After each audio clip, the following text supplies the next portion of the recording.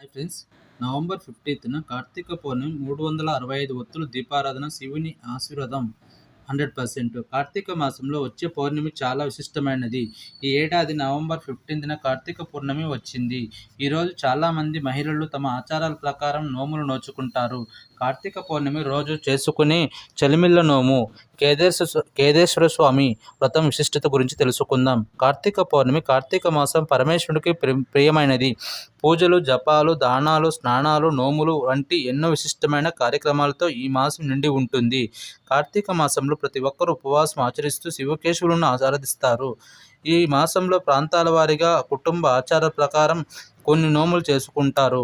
వాటిల్లో ఎక్కువగా వినిపించేవి కేదేశ్వర స్వామి వ్రతం, చలిమిల్ల నోము. ఇవి రెండు కార్తీక మాసంలో వచ్చే పౌర్ణమి రోజు జరుపుకుంటారు. కొందరు ఆచార ప్రకారం కేదార వ్రతం దీపావళి సమయంలో కూడా జరుపుకుంటారు. కార్తీక పౌర్ణమి రోజు దీనితో పాటు మరికొందరు కృతిక దీపాల నోము కూడా చేసుకుంటారు. చలిమిల్లు నోము ఎందుకు చేసుకుంటారు? చలిమిల్లు నోము అనేది సంతాన సౌభాగ్యానికి వ్యూమాన్ని కోరుకుంటూ కార్తీక పౌర్ణమి రోజు చలిమిల్ల నోమును మహిళలు చేసుకుంటారు. ఈరోజు ఉదయాన్నే నిద్ర లేచి తలంటు స్నానం చేసి ఇల్లంతా శుభ్రం చేసుకుంటారు. మొదటి సంవత్సరం కార్తీక పౌర్ణమి రోజున 5 ముత్తైదులకు 5 మూలికలతో చలిపిండి చేసి వాయనంగా ఇస్తారు.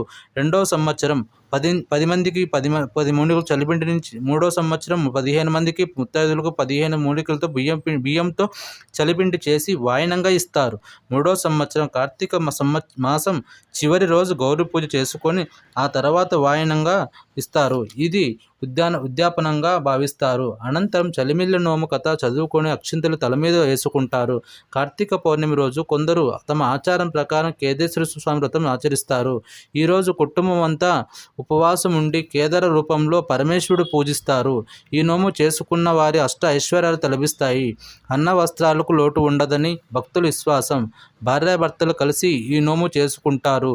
ఈరోజు 21 అనే సంఖ్యకు ప్రాముఖ్యత ఉంటుంది. 21 ప్లేట్ల దారాన్నితో రంగు కట్టుకుంటారు. గోధుమపిండితో 21 అరిసెలు చేయాలి. ఇలా 21 సంవత్సరాల పాటు వ్రతం చేసుకోవాలి.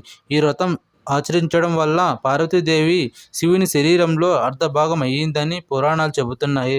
కార్తీక పౌర్ణమి రోజు మరికొందరు కృతిక దీపాలను చేసుకుంటారు. ఈరోజు శివాలయంలో సాయంత్రం వేళ 120 ధూపాలు వెలిగిస్తారు. తర్వాత సంవత్సరం 240, మరుసటి సంవత్సరం 360 దీపాలు, రెట్టింపు దీపాలు పెంచుకుంటూ నోము చేసుకుంటారు. ఇలా చేయడం వల్ల మరణం అనంతరం కైలాస ప్రవేశం లభిస్తుందని భక్తుల విశ్వాసం. కార్తీక పౌర్ణమి రోజు ఉసిరికాయలు పెట్టడం, దీపాదానం చేయడం, ఉసిరికాయలు దానం చేయడం వల్ల జీవితంలోని కష్టాలు తొలగిపోతాయని విశ్వాసం. ఈసారి కార్తీక పౌర్ణమి నాడు అరుదైన శుభ సంఘటనలు కలయిక జరుగుతుంది. గ్రహాల సంయోగంతో అనేక రాజయోగాల నడుమ కార్తీక పౌర్ణమి వచ్చింది.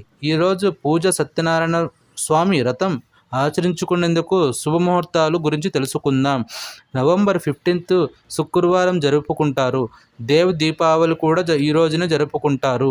అందువల్ల కార్తీక పౌర్ణమి అత్యంత పవిత్రమైన రోజుల్లో ఒకటిగా పరిగణిస్తారు. ఈ రోజున ఉపవాసం, పూజలు, దాన ధర్మాలు మరియు గంగా స్నానానికి విశేష ప్రాముఖ్యత ఉంది. కార్తీక పౌర్ణమి దేవతల దీపావళి నాడు అనేక శుభయోగాలు ఏర్పడుతున్నాయి. Please subscribe my channel, like చేయండి. My channel Vishwateja.